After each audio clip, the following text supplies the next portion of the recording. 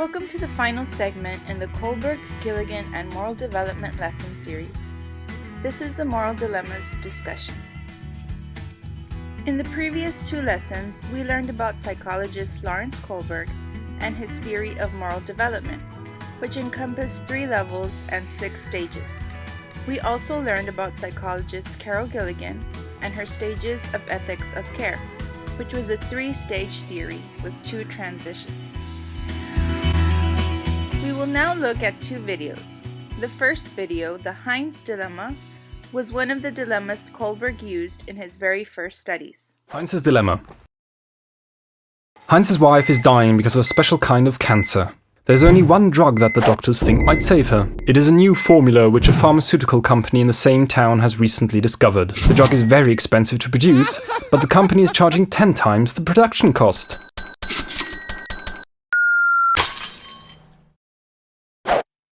Heinz goes to everyone he knows to borrow money, but he can only collect half of what the drug costs.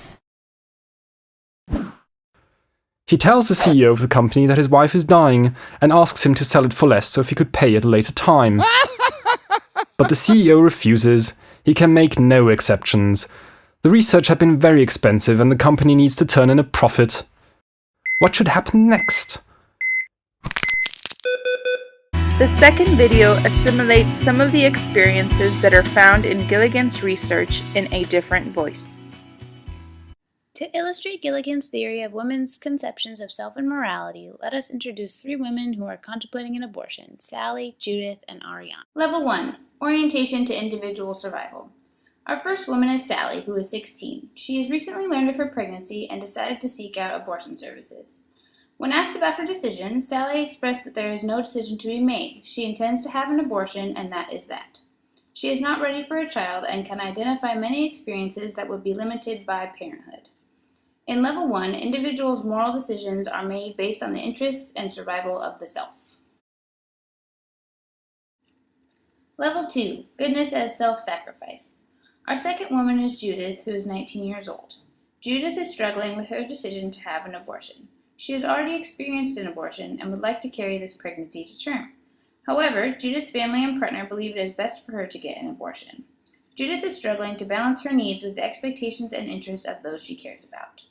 In the end, Judith decides to have an abortion based on her care for those around her. In this level, moral decisions are made based on balancing care for others with care for oneself. Level 3, the morality of nonviolence. Our final woman is Ariana. Ariana has previously experienced an abortion and is considering a second.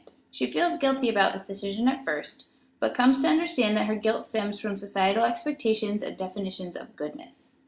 Ariana ultimately decides to go forward with the abortion because it is what she needs.